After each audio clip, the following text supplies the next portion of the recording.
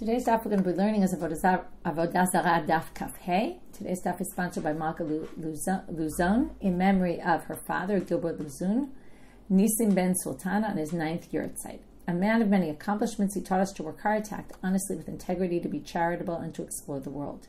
Despite his great successes, he was a person of incredible humility. His warmth and intelligence are missed daily by all who knew him. The life lessons he taught us, by simply being who he was, are the ones we will pass on to our children, the grandchildren he loves so dearly. Okay, we're going to get started now with totally off-topic discussions, although perhaps there's some connection between the topics, maybe at least in the beginning.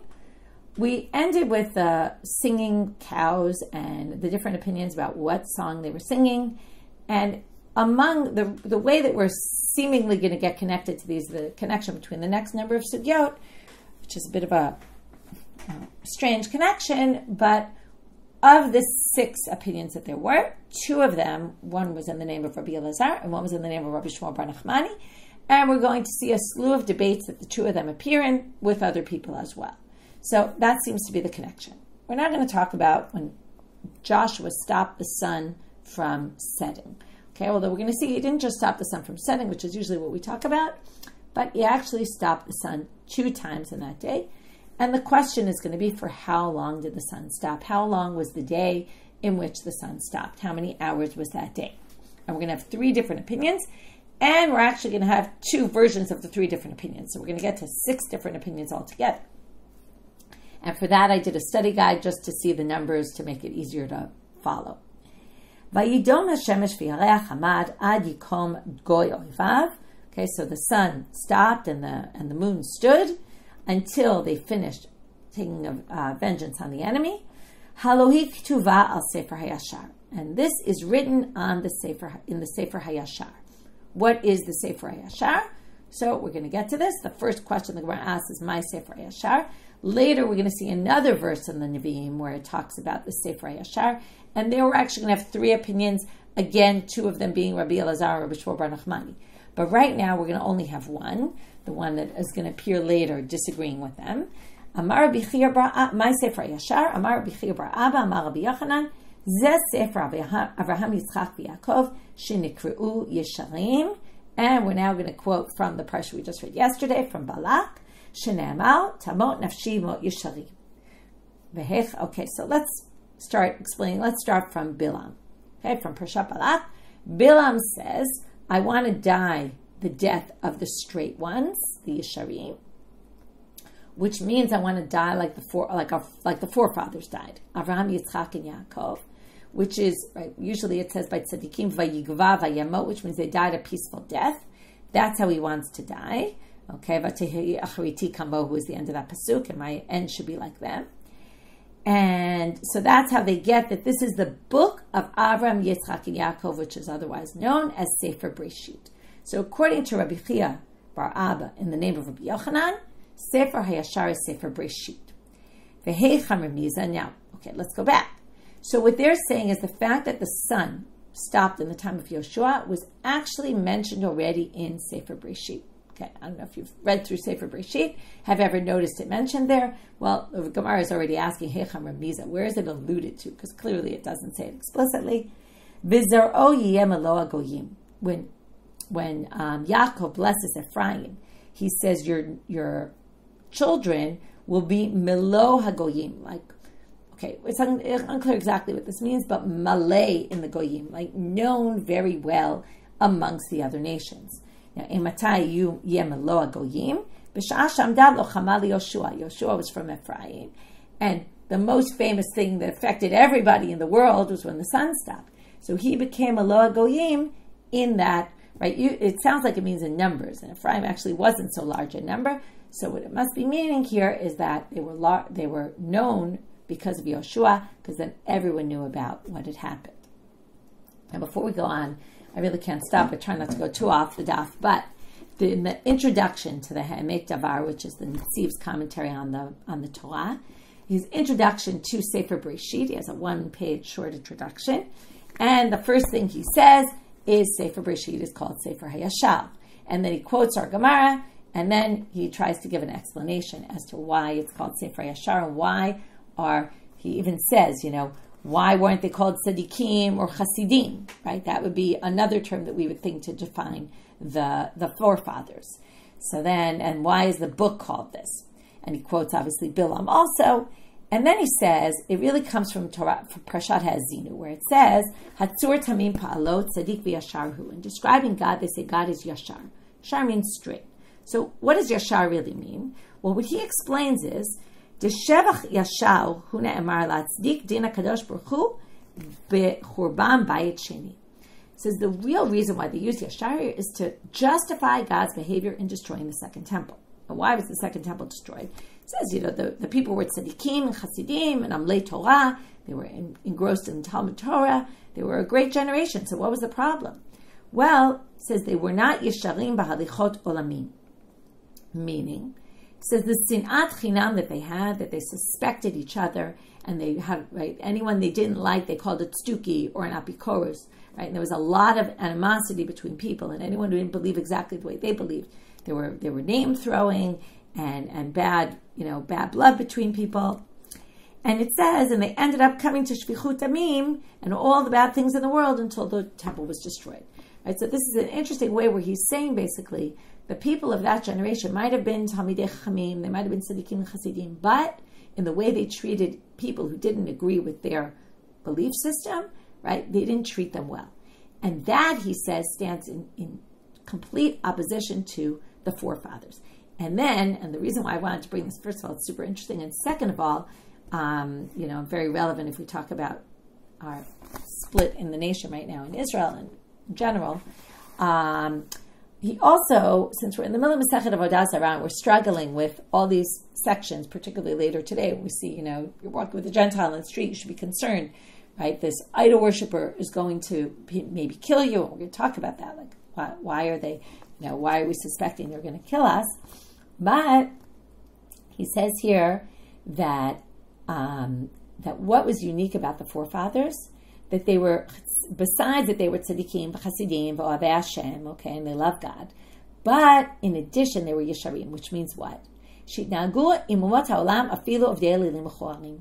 They went around in the world dealing with even idol worshippers, right? Avraham was surrounded, everybody around him was an idol worshiper, and even the worst of the worst he dealt with. And not only did he deal with them, but hayu imam ba'ahava. They loved them, and chashu letovatam. They wanted their good for them. Okay, like for example, he brings Avraham and Stone, right? They wanted to destroy Stone, and Avraham goes and prays for them and tries to save them, even though it was clear they were evil people and doing terrible things, right? Even though he hated him, they say. And as it says when he talks to Melech Stone, but he wanted them to survive, okay, and he wanted what was good for them. So in any case, it goes on, but that's the idea of what Yesharim is, to even love people that you disagree with, and even love people that might be objectively evil people, but to deal with the world in a way of seeing us all as equals. So it's a nice idea, and it's right here in Masechet Avodah Zarah on the same page where, be careful they might kill you, or be careful they might rape you. So it's interesting, the balance here. Okay, so now we're going to get back to the sun stopping. So now it says, B'sha'ah shamda lo chama liYoshua, it says, Vaya'amod hashemesh b'chatzi hashamayim. So the sun stopped in the middle of the sky. And what does it mean in the middle of the sky? Well, that's the middle of the day. Then it says, V'lo atz lavo ki yom tamim. And it wasn't fast to come, to come of the sun. When they say that Bahashemesh, it always means to set. It wasn't quick to set, ki yom tamim, like a complete day. Complete day is usually 24 hours. So the question is how to define what was like a complete day. What's that section referring to? So Amar Rabbi V'kama. So how long did the sun stop for, and how long was that day? Amar Rabbi Yeshua ben Levi, the entire day was 24 shai, 24 hours. Now what we mean is the daytime hours. Normally the daytime hours are 12 hours, right? In a halachic day, the days always have 12 hours. They might be 60-minute hours, they might be 52-minute hours, they might be 70 hours, right? 70-minute hours, depending on what time of year we're in, but they're always calling them 12 hours. So now we're going to say that day, instead of having 12 hours of daylight hours, there were 24 hours of daylight. Okay, I'm going to share my screen now so you can see the charts of the different opinions here. So basically, Rabbi Shua ben Levi says, Azal sheet, it went 6, meaning from sunrise, it went 6 hours. Kam sheet, it stopped for 6. Azal sheet, it went another 6, Vikam sheet, and stopped for 6 before it set. Kula milta ki yom tamim. So that's how they understand this. Lo atz lavo ki yom tamim. It didn't speedily, set like a complete day, meaning the whole 12 hours of day was actually like a complete day, which was 24 hours. Rabbi Elazar Amar shloshim v'shit. He says, no, altogether the day was 36. So we're going to have to understand how he understands this ki yom tamim. Azal shit v'kam tresar. Azal shit v'kam tresar. It went 6, stopped for 12. Went 6, stopped for 12. Amidato ki yom tamim. They say, when it says it was like a yom tamim, vayamod hashemesh b'chatzi hashamayim, v'lo atz lavo ki yom tamim, means is it didn't set like a complete day, meaning the amount of extra time in the day was a complete day. 12 hours in the middle of the day, 12 hours at the end of the day, 24 extra hours in that day. Rabbi Shmuel bar Nachmani, I want you to pay attention. I mentioned before, Rabbi Elazar was the middle opinion, and now we get to Rabbi Shmuel bar Nachmani. He says, Arba'im u'shmona. It was 48 hours. This 12-hour period was 48 hours. There were 36 extra hours. So how do we get to 36? Azal sheet v'kam tresar. So in the beginning he says, like Rabbi Elazar, went 6, moved 6, right, from sunrise to the middle of the day. Then stopped for 12. Azal sheet v'kam esrim ba'arba. Then it went 6 and stopped for 24. Shenemal. V'lo atz lavo ki yom tamim. Now notice it says it didn't hurry to set like a complete day. How do we understand that? That before sunset, it was a complete day that it stopped, this 24 number. And then, how do we know that it actually stopped for less time in the middle of the day? From there it says, it only says Yom Tamim at the end, right? First it said it stopped in the middle of the heavens, in the middle of the sky. Then it said, and it didn't speed to set like a complete day. So the complete day is only mentioned at the end of that verse. So that means there was a difference in how long it stopped in the middle of the day and how long it stopped at the end of the day. He's the first one who mentions this here. Everyone else thought it was the same. He points out, no, because the Yom Tamim comes specifically at the end. That must be, it stopped for 24 hours at the end of the day, but in the middle of the day it stopped for 12, and that's how he gets all together 48, 6 plus 12 plus 6 plus 24, 48 hours. That's version 1 of the Machloket. Now we're going to go to version 2 of the Machloket. Okay, the same 3 people, but that they have different opinions. Their numbers are the same, but the total number is the same, but what they were talking about was different. So let's see. Some people say that their Machloket was the additional hours. In other words, we still have 24, 36, 48, but they're not talking about what the daylight hours were on that day. They're talking about how long the sun stopped on that day. Did it stop for 24 hours? Did it stop for 36? Did it stop for 48? Now, you can already see from the chart that Rabbi Yeshua ben Levi's position here is the same as Rabbi Elazar's position in the previous one. And Rabbi Elazar in this one is the same as Rabbi Shmuel bar Nachmani in the previous. And there's no opinion, like Rabbi Yeshua ben Levi, there was 6666 in this one, that the whole day was Yom Tamim, right? The whole thing was 24 hours altogether. And there's going to be a new opinion of Rabbi Shmuel bar Nachmani here, which is going to be different that we didn't see in the previous. So now let's go and explain each of these opinions. Rabbi Yeshua ben Levi Amar Esrim ba'arba, Azal sheet kam tresar, went 6, stopped 12, went 6, stopped 12. That's how you get to 24 complete hours where it stopped. 12 and 12 is 24. Amidato ki yom tamim, and that's exactly what we have Rabbi Elazar say, which is when it described it didn't speedily set like a complete day, that was referring to both phrases. It stopped, right? It says originally, Vayamod Hashemesh b'chatzi hashamayim, v'lo atz lavo, and it, right? So it stood in the middle of the heavens and the sky, and didn't speedily set. That whole thing, ki yom tamim, like a complete day. Rabbi Elazar, which again means the time it stood. Rabbi Elazar amar shloshim v'shesh, azal sheet kam tresar, azal sheet kam esrim ba'arba. Right, so went 6, stopped 12, went 6, stopped 24. And that's obviously the other opinion, which is lo atz lavo ki yom tamim. Specifically, the sunset says it was a complete day. So at sunset, it was a complete day. Earlier, it must have been less. So if that was 24, that must have been 12. But here comes our new opinion. Rabbi Shmuel bar Nachmani amar arba'im u'shmona. Azal sheet v'kam esrim ba'arba, azal sheet v'kam esrim ba'arba. Each time it stopped for 24 hours. Makish amidato l'biyato, right? Now this is taking a twist on Rabbi Shua ben Levi's opinion here. It stopped, right? Everything was Kiyom Tamim. No, we thought that meant the time it stopped in both was a Kiyom Tamim. Now we're going to say each stop of the sun was a complete day. So Makisha Midato L'Biato. Now it's kind of a combo of the previous two. Lo Atzlavo Kiyom Tamim means at the end of the day, it didn't set and waited for a complete day. But now it's going to say, since just before that it mentioned it stopped in the middle of the day, we're going to say the middle of the day is like the end of the day. Ma biato, just like at the end of the day, it was Kiyom Tamim. Afa midato, when it stood in the middle of the day, it was also Kiyom Tamim. And that's how we get each time. It was 24 hours. Altogether, we're going to have 48 hours of break. Okay? But the whole day was even more. It was another 12 hours more. 60 hours. Okay. These are our 6 different opinions. Again, 3 opinions, but each one kind of in a different version. Were they arguing over the additional hours, or were they arguing over the complete day? Okay. Now we're going to go and learn that it wasn't only Yoshua who was able to stop the sun.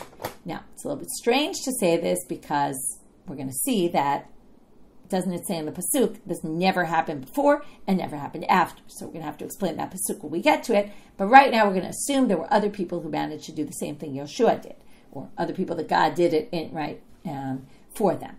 Tana, kashem shamdalo chamal Yoshua, kachamdalo chamal Moshe ulenakdimon ben Gurion. Okay, so who's Nakdimon ben Gurion? We'll get to in a second, although the Gemara is really not going to tell you. You have to really look in Ta'anit. We learned this story. Yoshua cries. So Yoshua we learn from the Psukim. It's the only place where it says it explicitly. Nakdimon ben Gurion Gemara. Nakdimon ben Gurion, there's a tradition. And this was a story that was told in Masechet Ta'anit about a guy, there was no water, and they had to borrow water from this Gentile. And he made a promise that he would get back to him by a certain day, and the rain still hadn't come, and he wasn't able to return the water. He was going to have to pay this huge amount of money. And he goes to pray to God, and the sun is basically setting, and the guy comes to him, the sun set, look, you're stuck. He prays to God, God brings the rain. But then the guy says, very nice, you brought the rain, but it's too late, you missed your time. And then God made the day stop, and the sun stopped from setting, and then he was able to prove that the rain came in the right time. Okay, so that's the story where we see the sun stopped for somebody else. Where do we get from Moshe? Atya achel achel. Okay, we're going to have what we call Zarah Shava. We're going to say the same pasuk appears by Yoshua and by Moshe, and that means that Moshe must have had the same thing happen to him that Yoshua did.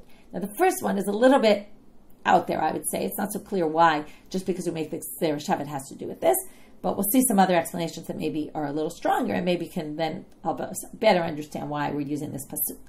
Atya achel achel. So K'tiv Hacha, by Moshe it says, in Sefer Dvarim, Perek, let's find it for a second, Perek Bet, pasuk Kafhei, Hayom hazeh achel te pachtecha. I'm going to read the whole thing. On this day, I'm going to give the fear, the yiratcha. Okay, pachtecha v'yiratcha. The people will be fearful of you. Al panei ha'amim, all the other nations. Tachat kol hashamayim asher yishma'un shemacha v'ragzu v'chalu mipanecha. They're going to hear about you, and they're going to be fearful from you. Okay, they're going to be scared of you. You can see, even though they were using the word achel, which is on that day I will start to learn it, but really, and later the Gemara is going to say, it's really from the end of that pasuk, because how is the fear going to be upon people? Well, if people see you stop the sun from setting, they're going to see how powerful you are. Now, K'tiv Hacha, where does it use the same language by Yoshua? This is the weakness of this position. Achel te pachtecha. Okay, there also the same words appear. The problem is this is nowhere near the story of the sun stopping in the sky. It's in Yoshua chapter 3. Okay, the sun stops in chapter 10.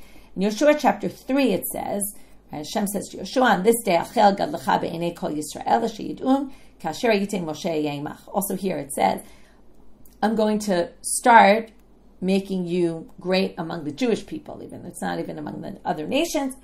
And it doesn't really seem to have to do with this topic, but they say, well, what made Yoshua great? One of the things was this thing happening, and therefore we're going to learn from there to Moshe. Okay, Rabbi Yochanan Amal. So second opinion here. The first one was a unnamed opinion. Now we have Rabbi Yochanan. Atya tate tate. So by Moshe, it's the same pasuk. I will give. K'tiv hacha achel tate pachtecha.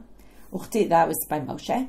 Uktib Yoshua. Now here, this one is a little stronger because it's in the context of the pasuk right before the sun stops. B'yom tet Hashem et Emori. So there it's talking about giving the Amorites into the hands of the Jews. And by Moshe it says, I will give the fear of the nations upon you. I'll put the fear of the nations upon you. There we have the same word being used. And in Yoshua, this is in the context of this story. So from there they learn to Moshe. Rabbi Shmuel bar Nachmani, who's the one who we keep coming back to today. This is the only machloket that doesn't have Rabbi Elazar in it also. Amal, migufe de krashamale. What do you mean? You get it from the content of that pasuk. Forget about the Gzera Shava. It's the later words in that pasuk, and that's why I read them originally. They're going to hear all about you, and they'll be fearful of you. That's what it says to Moshe. Now, what are they going to see that Moshe did that's so awesome that they're going to all see? Right? Remember, in a time where you don't have strong communication between places, the one thing everybody will see is the sun stopping. And then people will start asking, what's going on? Eventually, it'll get back to them. It might take a while, but eventually they'll understand that this happened because of Moshe, and then they'll be fearful of him. So that's the reference. Okay, so 3 options to where we get it from. But now we get to the big question that I mentioned before, which is Meitivei. Lo haya keyomahu lefanav acharav. But it says in the pasuk by Yoshua, there was no day like this before or after. So how could you say this happened before in Moshe's time and after in Nakdimon ben Gurion's time?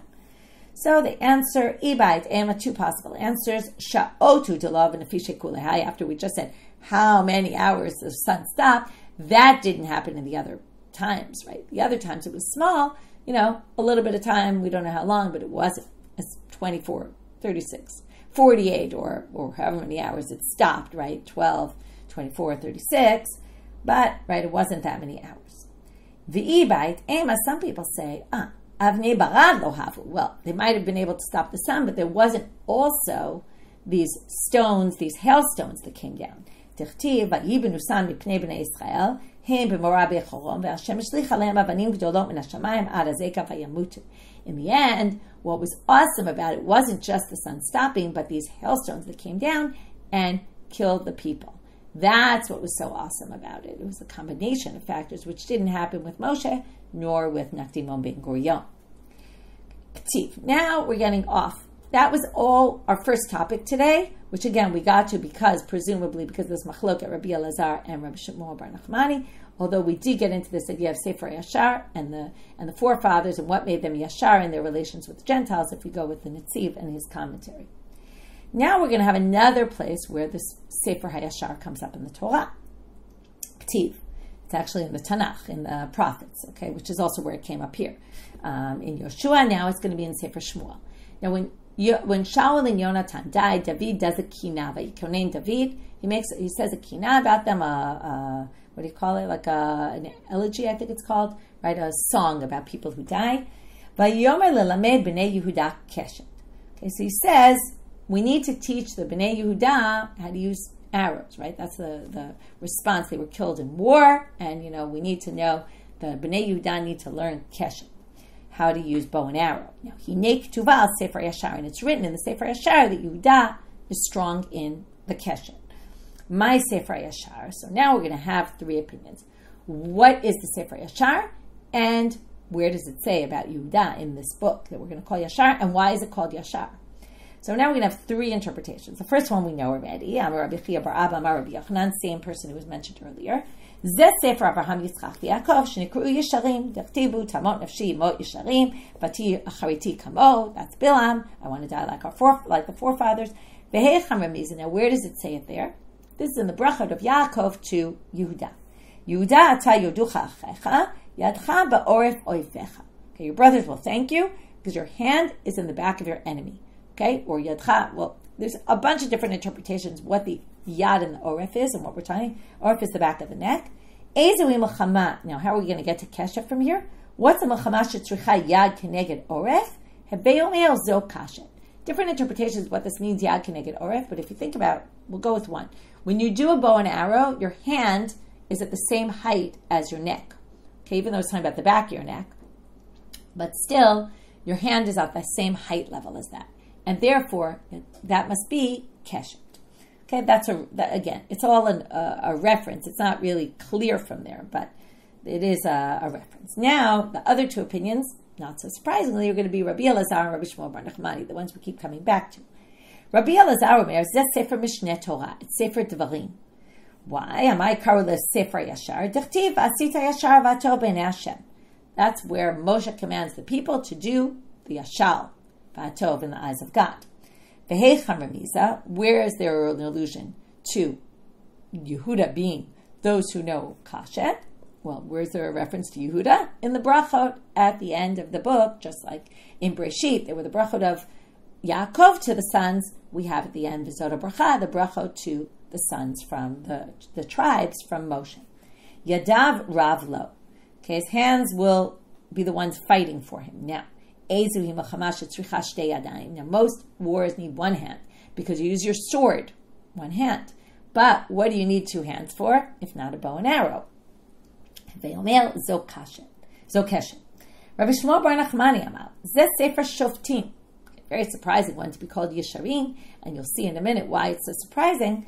Amai karu le Sefer HaYashar dichtiv bayamim hahem ein melech b'Yisrael. In the days of the Shoftim, it comes up all over the book. There was no king, and ish hayashar be'einav yaseh. Everybody did what was straight in their own eyes. This is exactly the opposite of what you would think Yashar is. Yashar is an objective Yashar, but in this book, it was subjective. Everybody just did whatever they wanted. Okay, I want to stop for a quick minute, and then we'll get to where there's a reference to Yehuda being with the Keshet here. But if you notice the difference between the three psukim, one is defining the forefathers that are Yesharim. The second one is a commandment to be Yashar. And the third is people who really weren't Yesharim, right? They were Yesharim in their own definition of Yashar. So it's almost like a progression, right? First, it's really the ideal. They're that's what they are. The next that you should be, and the third is you're really not. Okay. Anyway, that's just an interesting comparison. Now we're going to go back and find where is the remes for this. The beginning of Sefer Shoftim talks a little bit. It's kind of similar to Yoshua, where it talks about the stuff they still need to conquer, and then they conquer some stuff. So it says there, in order to know the future generations of Israel, to teach them milchama, to teach them to fight. Okay, we're not up to Yehuda yet. Okay, this is just general. Now we have to see how the lamda milchama is keshet, and then how we know this is referring to Yehuda. So, what do you need to learn, right? To kill someone with a sword is not too much of an art form, but keshet, bow and arrow, you have to be very, right? Try, playing darts and stuff. It's not very simple. Archery, right? Okay, so this is keshet. Now, minalam b'Yehuda aktiv. How do you know that's talking about Yehuda? Dichtiv mi ya'aleh lanu b'tchila ala knani lilachem bo, vayomer Hashem Yehuda ya'aleh.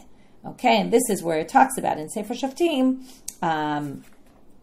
Just 1 second. Right, so it says, okay. Anyway, that's the first psukim in Sefer Shoftim. Is this pasuk, and it says, who's going to, I told you, the beginning of Sefer Shoftim is all about who's going to conquer, the conquering, whatever conquering wasn't finished in Yoshua yet. It says, who's going to go first? Yehuda. So then when it talks about L'lamdam L'chama, must be talking about Yehuda. So that was our second section of debates. Our first was how many hours the sun stood in the time of Yoshua. From there, we got to this other pasuk where Sefer HaYashar was mentioned, because it was mentioned by the sun stopping in Yoshua, and it's mentioned in this pasuk in the Kina of David. And then here we brought 3 different interpretations of Sefer HaYashar, and interestingly, again, there's a double connection here. One, Sefer HaYashar to the previous section, and Rabbi Elazar and Rabbi Shmuel bar Nachmani appear here in the debate. Now we're going to have one last debate with them, and then we'll move back to our Mishnah. Vayarem hatabach et hashok v'ha'aleha vayasim lifnei Shaul. So this is when Shaul comes to Shmuel, and Shmuel tells him he's going to be king.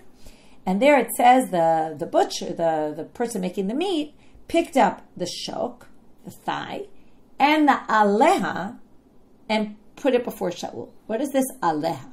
Okay, this has nothing to do with anything really that we're talking about, but they want to define what this word is. My va'aleha. And again, we're going to have 3 interpretations, and the same 3 people we just had. Last time it was Rabbi Chia bar Abba in the name of Rabbi Yochanan. Here it's just going to be Rabbi Yochanan, and then Rabbi Elazar and Rabbi Shmuel bar Nachmani. That seems to be the connection. Rabbi Yochanan amar shok v'alya. It's the thigh and the tail. My v'ha'aleha. Why is it called now? Aleha means an on it. So why is it called an on it?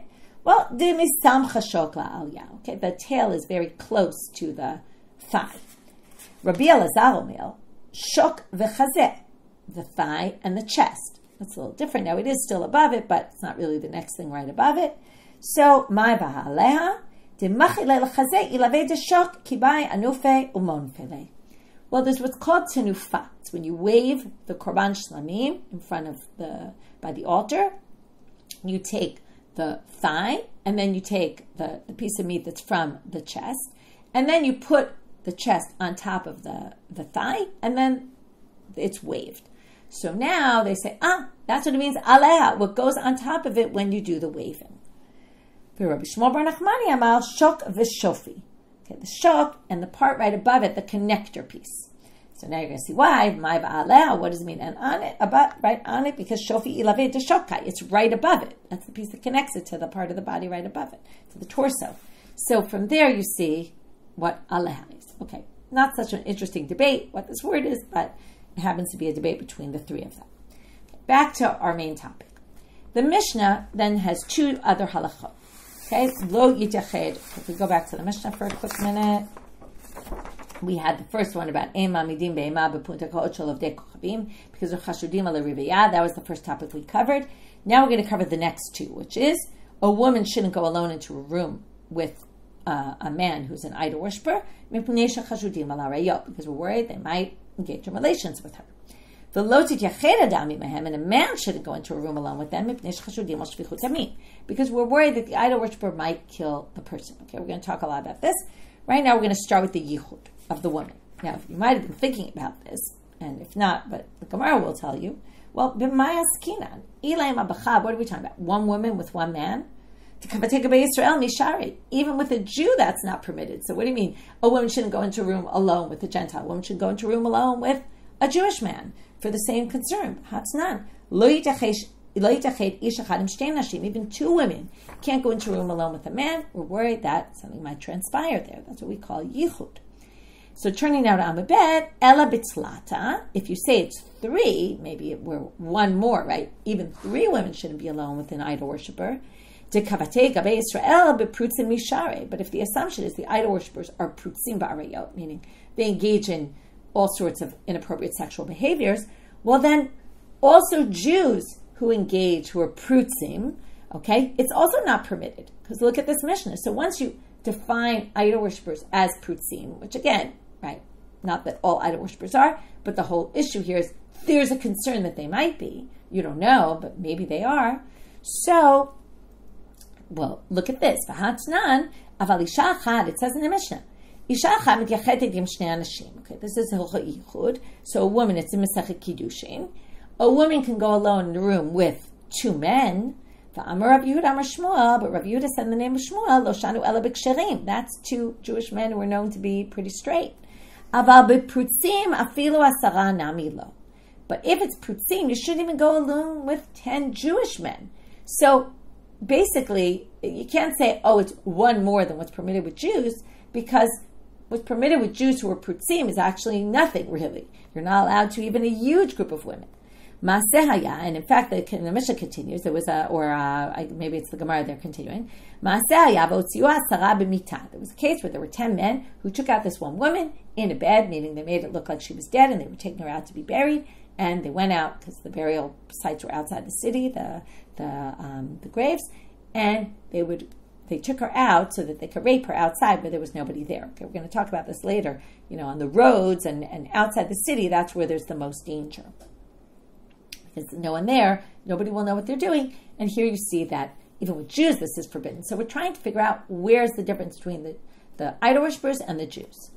Well, lo tzricha bi'ishto imo. The chidush here is, if the Gentile is with his wife, okay, the idol worshiper is with his wife, then you can't be alone with the idol worshiper and his wife. Whereas you can be with the Jew. Why is that? Ovei kochavim ein ishto meshamarto. His wife lets him do what he wants, basically, and doesn't stop him. And therefore, there's a concern if you're alone with the wife and the Gentile, this idol worshiper, then something might happen. Aval Yisrael ishto meshamarto. But with Jews, their wives watch them and make sure nothing happens. They'll stop them, and therefore that's the difference. Okay, that's what they come up with what the possible difference is. Again, whenever you have contradictory Mishnayot, it's tough to really know if that's the answer that the Gemara gives is the only answer. Perhaps there's other answers, but this is the answer the Gemara comes up with, that this is the distinction. Now we're going to get to another thing, which is now wait, if the next part of the Mishnah is saying a man shouldn't go alone with an idol worshiper because the idol worshiper might kill the man, which we'll get to soon, but why aren't we worried about that with the woman? Why are we only worried about arayot? Why are we not worried about murder? Basically, Rabbi Yirmiyah says we are worried, but in unique cases where the woman is an important, prominent woman, and then they'd be in big trouble if they killed her, right? They want to stay far away from killing a prominent woman. Okay, maybe he was even, her husband's friendly with the Roman authorities or something, and they'll get in big trouble if they kill her. So in that case, now this is interesting, they're not worried about engaging in relations with her, and it seems to be maybe raping her would be a problem, although, as we know, many people don't voluntarily tell people they were raped, and maybe she won't want to come forward with it.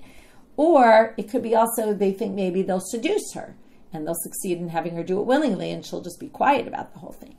So that Isha Chashuvah is irrelevant to, but killing her would be much more relevant. Reb Idi Amar, he gives a different answer. Isha Klei Zayana Aleha. Okay, she has her weapons on her. What does this mean exactly? Rashi and Tosfot have a big machloket about this. Rashi says that a woman protects herself. By nature, she's protected. Why is that? Because the idol worshiper would rather have her alive so we can engage in relations with her than kill her. Okay, that it's built in that they always prefer to have her alive so they can engage in relations with her. Like she's better than a dead person. Tosfot thinks that it's talking about that people don't kill women. Okay, like it's a cultural thing. Right? They'll kill men. They see men as a threat. They don't necessarily kill women, either because they don't see them as threats or the way people perceive women in society, they're not going to kill them. Okay? This is, something, maybe we see, maybe we don't see. Anyway, it's an interesting debate they have between them. Now they're going to ask my benayah. So we had two possible explanations as to why they're not worried they're going to kill the women, either because she's Isha Chashuvah, and then, by the way, a regular woman we would be worried about, right? Who's not chashuvah, we worried they would kill her. But the second opinion is all women we're not really worried about. So, my benayu, what's the difference between them? Ika benayu, isha chashuvah bein anashim, v'she'ena chashuvah bein anashim. Okay, according to Rashi, what does it mean she's not chashuvah bein anashim? And this is all one. According to Tosfot, these are actually, I'm not going to get into it, but these are two separate nafkaminas. According to Rashi, it's all one. It's a woman who's known, like, prominent among men, meaning the men view her as a prominent woman in society, but she's ugly, okay? This is the whole question, right? Are we not, there's this assumption that the Gentiles won't engage in relations, these idol worshippers who are not interested in women that are ugly. So, if she's chashuvah bein anashim, but if she's prominent, but not really appealing to them to have relations with her, which again is also a question, okay, and especially if we're dealing with rape, right? Not so clear that people distinguish here between, not that I know the head of rapists, but it's a whole interesting question here. And I see you're asking, is it rape? Is it consensual? I think it seems to be a combination of factors. Like it could be both that they're worried about, or either or. But now they're going to say that if she's, so again, this is Rashi, if she's prominent, but she's not attractive, then she doesn't have klei zayana aleha, but she is an isha chashuvah. So according to option one, you wouldn't be worried they're going to kill her. She could do it. According to option two, well, she doesn't have that protection, so she can't go alone with them, okay, because they might kill her. So there would be a concern that they would murder her, and not the other concern. Tanya Kavatedra of Idi Bar Avin. We're now going to bring a sprite to support the second opinion that it's isha klei zayana aleha.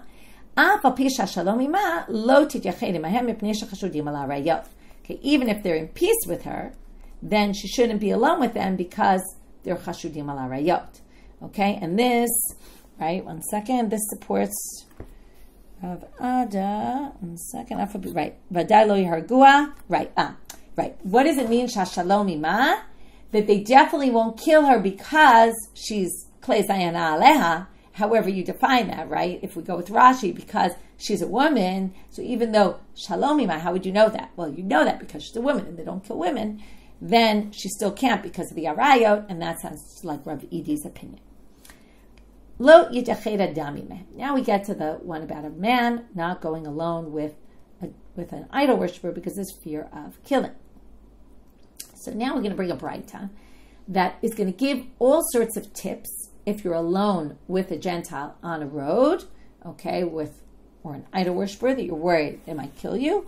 What should you do to protect yourself? Okay, these are just tips. This reminds me when I went to Barnard and I moved to New York City, and I remember in the orientation they start giving us all these tips how to walk on the street, and how to protect yourself. Put your key between your fingers, like all these tips about how. Now, was every person on the street a murderer, a mugger? No, most people were not. And I think if you think about it in that sense, this was just a way to say, if you want to protect yourself, this is the best way to protect yourself. Not that every idol worshiper on the street or every non-Jewish person is out to kill you. No. But does that mean that we shouldn't take any precautions? We should take precautions because there are people among them that might. And therefore, this is what you should do when you're walking on a road and there's nobody else around and you're worried that something might happen, right? If you happen to find yourself in that situation, right? And the Mishna is telling you, don't get yourself into that situation because you never know what could happen. But again, this doesn't mean every person out there is going to kill us. Okay, so I think that's, when I thought of that example of when I went to university, it was like exactly that, right? For sure, I never met anyone who was actually trying to do anything to harm me. But still, they said, take precautions, you never know. So Tanu Rabbanan, here's a braita that's going to list a whole bunch of things. Yisrael shenizamein lo goy baderech, if you happen to be alone with an idol worshiper on a path, to flow the yamino, have him on your right side, so that your right hand is ready. Assuming most people are righties, I happen to be lefty, but most people are righties, right? Use your right hand to protect yourself. Rabbi Shmuel Benosh Rabbi Yochanan ben Brokomer, he says, it really depends what kind of weapon they have. Besayif, if they have a sword, now the sword they would hold on their left. It would be, like in those movies you see, like the sword and the sword holder. So the sword is on the left. So when they go to take it out, you have your right hand right there. You can stop it. But so besayif to flow the yamino. But b'makel, if he's holding a stick in his hand, then to flow the smolo. Now, where is he holding it? In his right hand. Now, if you're on the right, if he's to your right, then it's far for you to get across his body to block the stick. So if he's on your left, then the stick is right next to you, even though it's your left hand, but at least it's closer to you that you're able to turn around at least and use your right hand to grab the stick. But it's going to be very hard to cross over his path and get to the stick. If you're going up a hill or down a hill, lo yeh Yisrael lamata, you shouldn't be down at the bottom, v'goy lamala, and the goy should be above you. El Yisrael lamala v'goy lamata. You should be up above. That gives you perspective, right? And you can see what they're doing at all times. And don't bend down in front of him. You might smash your skull. If he asks where you're going, say you're going farther. Because what will happen? Well, he'll wait till later on in the trip, and by that point it'll be too late because you'll already turn into the city. And once you go into the city, then you're already protected. So say you're going farther. Who did this? Yaakov. What did he say to Esav? He says, until I come to you in Seir. But he didn't really go to Seir. He went to Sukkot. So he told him he was going farther, but then left earlier. And we'll finish with a maaseh. So the students of Rabbi Akiva were walking. They happen upon a bandit. The bandit says, where are you going? They were really going to Ksiv, but they said Ksiv, which is Achsiv, but they said Akko. When they got to Ksiv, they went off to the side. They go into the city. Now the bandit went after them. Now he wasn't going to do anything because now they were in the city. Amrulahem Tamidei Miyatem. He said, who are you the students of? You're obviously very smart that you knew to do this, to protect yourself from me. Amrulahem Tamidei Rabbi Akiva. Amrulahem Ashrei Rabbi Akiva v'Tamidav shelo paga behen adam ramei olam. These listim said, wow, you know, Rabbi Akiva, his students are always protected because, look, they're very smart and they know how to protect themselves. So this is why I said it's all precautionary, right? Which, as you see, is having, by the way, they assume these are listim who are Jews, not just, okay, there's another proof. it's not just the idol worshippers. Oh, there were also Jews that were out to kill people. But as a rule, they were more concerned with the idol worshippers than the Jews. But it doesn't mean there aren't Jews like that. And like we saw the stories of Dama Benatina, we're going to come back to it with other stories, doesn't mean all idol worshippers are bad. It's just precautionary. So let's review our daf. We started with the sun stopping for how many hours? Two different versions. Was the numbers they were talking about the whole day, or was it the extra hours where the sun stopped? Three different opinions. How much? 24, 36, 48. Then we had the Sefer HaYashar reference, which came up also in another pasuk. Three opinions about what Sefer HaYashar is, although we didn't mention that with the Yoshua story, but we did mention with the others. By the way, also Moshe and Nachdim ben Gurion managed to stop the sun. We saw how we figured that out from Moshe, and then we got to one last machloket about the Shok v'ha'aleha. Three opinions about what that means. The last machloket between Rabbi Shmuel bar Nachmani and Rabbi Elazar and somebody else. And then we went back to Lo Tityached. Ima, what are we talking about? Isn't it the same as with a Jew? We figured out what the difference is when the wife is around. And then we had this machloket about why we're not concerned with that they're going to murder her. Two different opinions about that, and what the case where they would differ. And we finished with this yichud. Man is worried about possibly the idol worshiper. If you're worried about murdering, so we brought a bride that basically said, how do you protect yourself when you're alone on the road with someone you don't know and you have no idea what they might or might not do to you? Here are some precautionary things you can do to protect yourself. And with that, we finish for today. Everyone a Shavua Tov, a good fast for those fasting, and Shnishma B'Sorot Tovot.